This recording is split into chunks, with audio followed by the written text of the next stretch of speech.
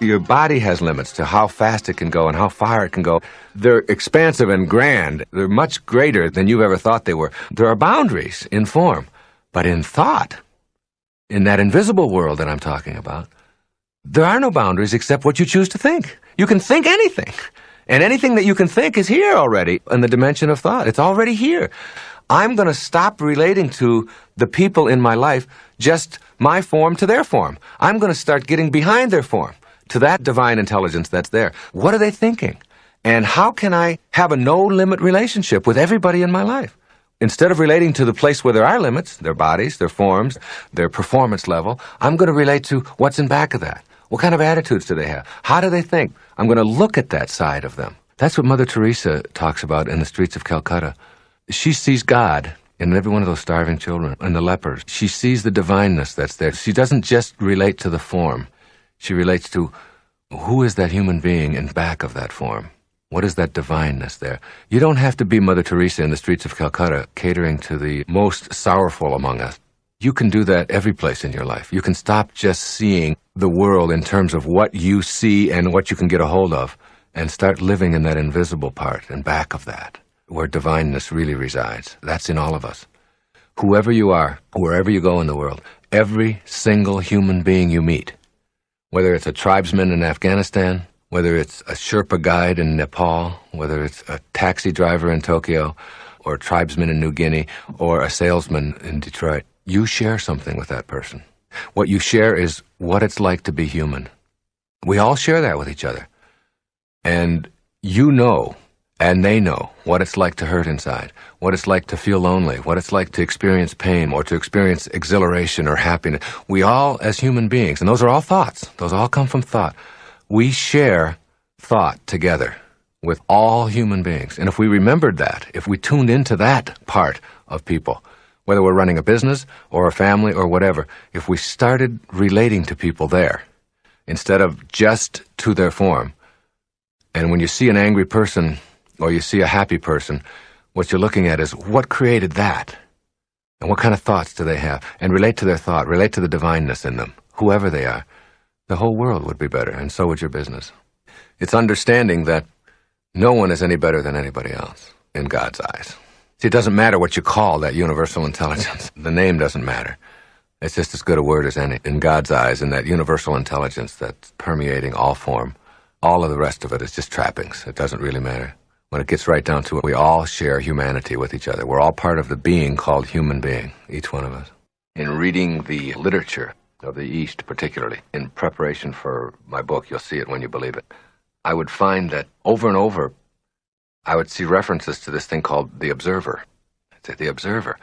And one particular group of people would have written about it, and then it would show up in Buddhism, and it would show up in Hinduism, and it would show up in practice of Zen and in Kundalini, and it just kept showing up, this observer, the observer. And I wasn't quite sure what it was, what it meant. And then I began to realize that it's something I've done all my life, only they were just putting it into words. It's really a technique that I find myself using over and over again.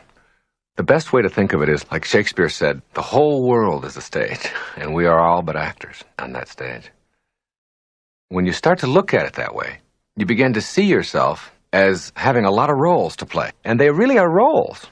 And we're all out there playing these roles.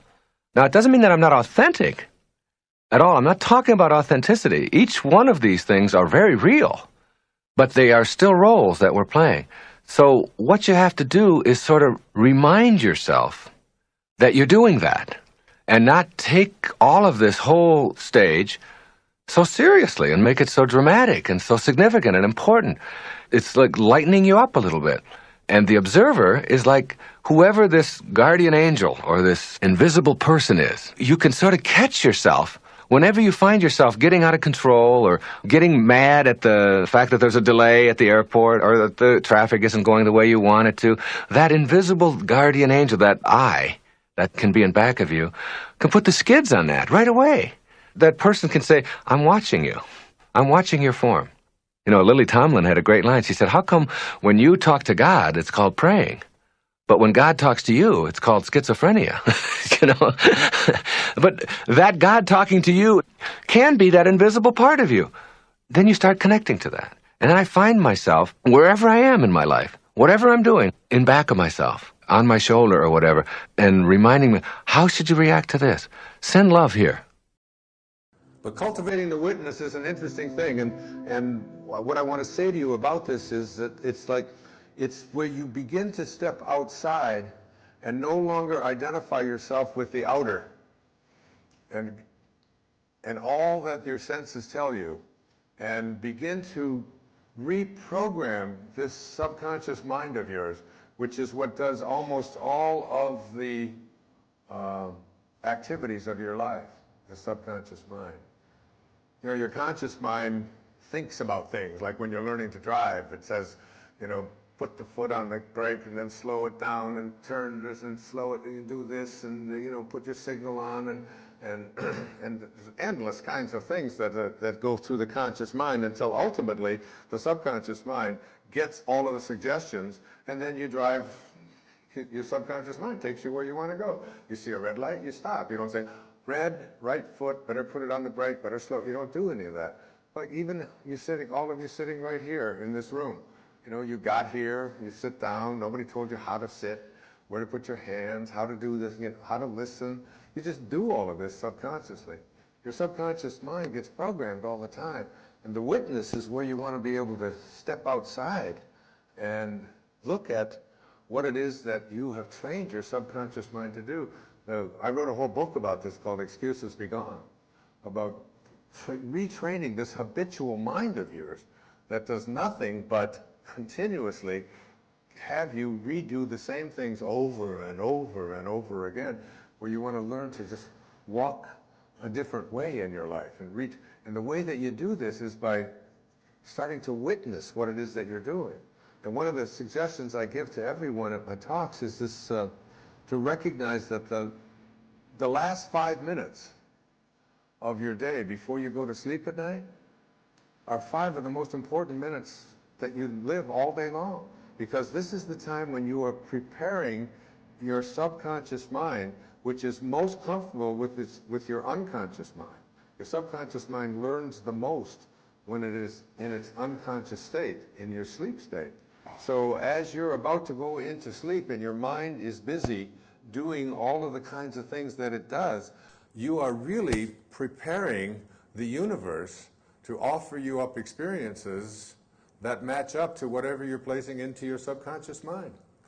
And this is a hard concept for people to get, but this is how the world works. This is how the universe works.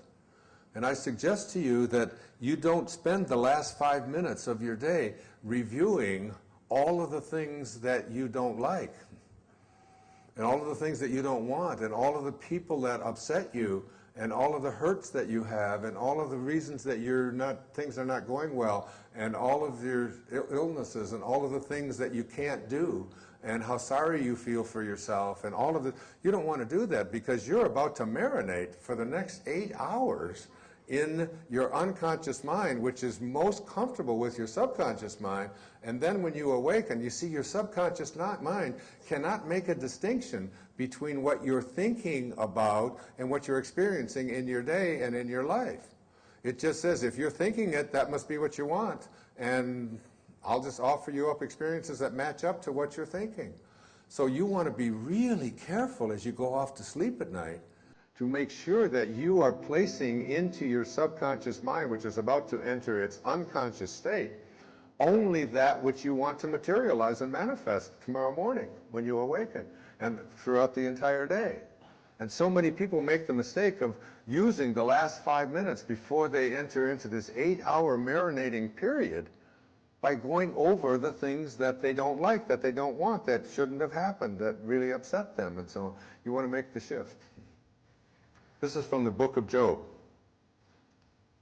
In a dream, in a vision of the night, when deep sleep falls upon men, while slumbering in their beds, then he opens the ears of men and seals their instruction. Then he opens the ears of men and seals their instruction while they are slumbering in their beds. Job 33, verses 15 and 16. So while you're sleeping, you're getting instructions. But first you've got to place it in your mind and then experience it and witness it. And as you go to sleep at night, you witness everything working out perfectly. I am healthy. I'm going to be walking. I'm going to be in a divine relationship. I'm going to be, attracting the right prosperity. I'm going to have divine relationships with everyone I encounter. I'm going to have the most marvelous day tomorrow. I'm going to help 25 people. Whatever it is, you just place into your imagination, feel what that feels like, and then go off to sleep and receive your instructions. Cultivate the witness. Able to perform miracles and attract miracles into your life, you have to purify this temple that you live in. And your temple, the temple that you live in, is something that was intended into this universe with perfection. And any energy that comes into it, like yesterday I demonstrated the impact of aspartame and saccharin on the body. In 1,000 out of 1,000 cases in the eye of the eye, Hawkins describes how it doesn't make any difference whether the person knows or doesn't know. Whenever you put that artificial substance into your body, you are weakening your body. And letting go of addictions and letting go of the belief that these are things that have more power over you than you have to let go of them is one of the energy levels below that calibrates below 200. It isn't spirituality in this presentation here today is not about what church you attend and what scriptures you read. It's about how you stay connected to the perfection from which you were intended in the very first place. And I'd like you to really understand that. And when you do, you'll understand that anything that you do that is self-defeating to this temple, as the Sufis used to say, if you don't have a temple in your heart, you'll never find your heart in a temple. And it's about having a temple in your heart. It's about staying connected. And when you do, exercise becomes a regular part of your life. It's a spiritual experience. The foods that you eat become a spiritual experience. The music that you listen to becomes a spiritual experience. The books that you allow into your home, the programs that you allow to be on your television set, the kinds of ideas that you read in newspapers. So it's this force and counterforce thing. Now, as individuals, we understand when the World Trade Center was hit, our first impact, our first inclination was to be kind. What can we do? And you saw people donating blood. We had more blood donated in the first few hours after that than they had to tell people to stop doing it. They had people getting into their fire trucks in Iowa and driving them all the way to Manhattan. They had people going into burning buildings and taking people out. Our whole sense of compassion, because compassion is one of the highest energy levels that you can reach. It calibrates around 470. That when you have compassion in your heart for those who are operating or living at lower levels. And I remember the story that I heard shortly after the World Trade Center disaster, and it was of grandfather talking to his grandson. And the grandson was looking up at his grandpa, and his grandpa said, he said, I feel as if I have two wolves barking inside of me. He said, the first wolf is filled with anger and hatred and bitterness and mostly revenge. And then he said, I have a second wolf barking inside of me who is filled with love and kindness and compassion and even forgiveness.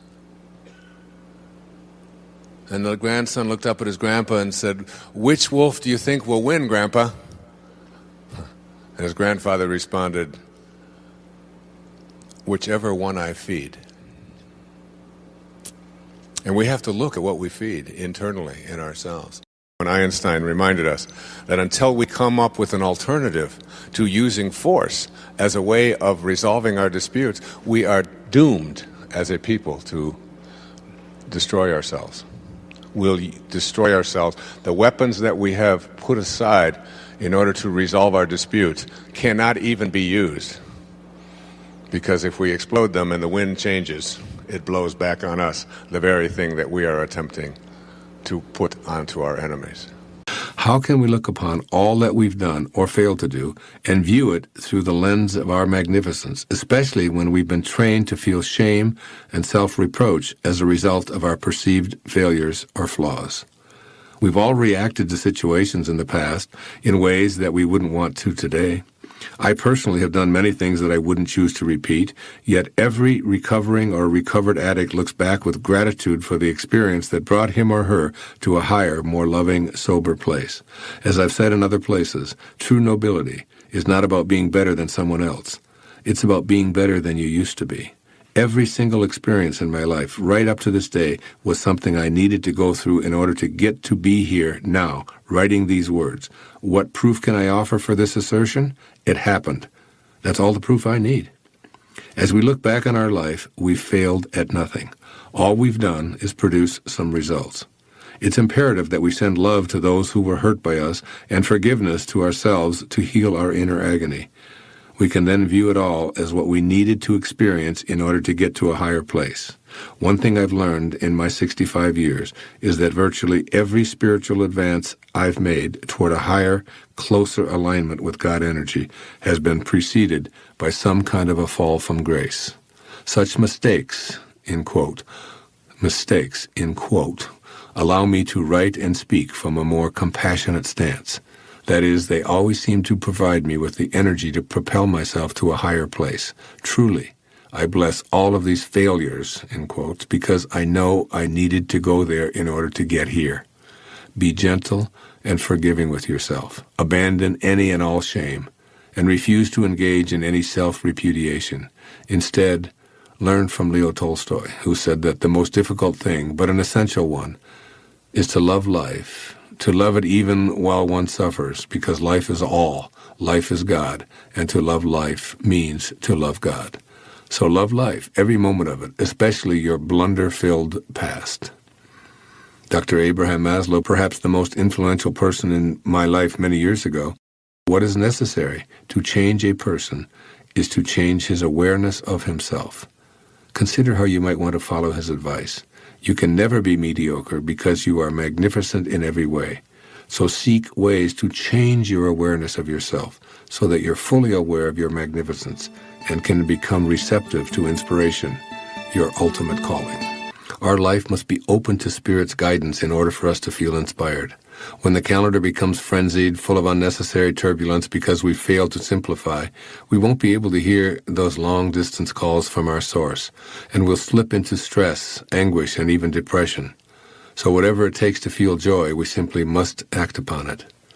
Regardless of our current station in life, we have a spiritual contract to make joy our constant companion.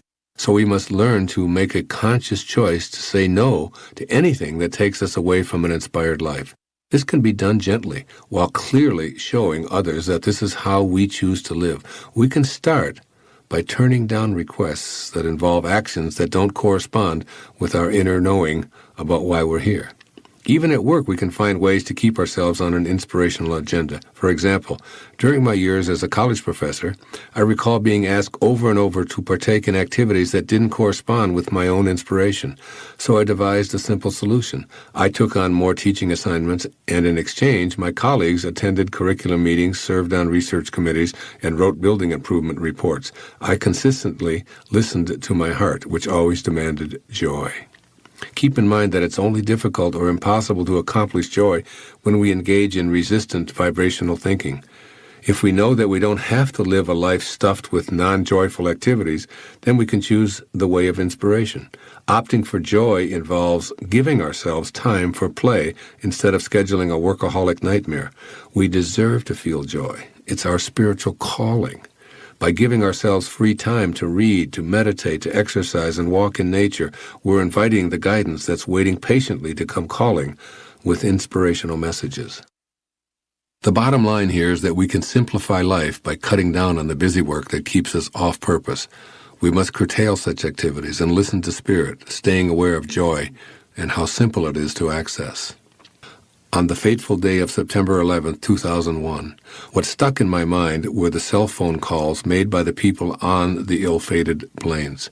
Every single call was made to a loved one to connect back in love or to express final words of love. No one called the office or asked their stockbroker for a final appraisal of their financial status, as relationships that weren't love-based didn't enter the thoughts of those who knew they were leaving this physical world. Their top priority was to be certain to close out their lives in love. Tell the kids that I love them. I love you. Give mom and dad my love. Just as love is the priority in the final moments of life, so it must be as we simplify life now. We can go toward a clearer life by examining and purifying our relationships with those we love, with ourselves, and with God. What we're looking for are connections that keep us in an energy of love, which is the highest and fastest energy in the universe.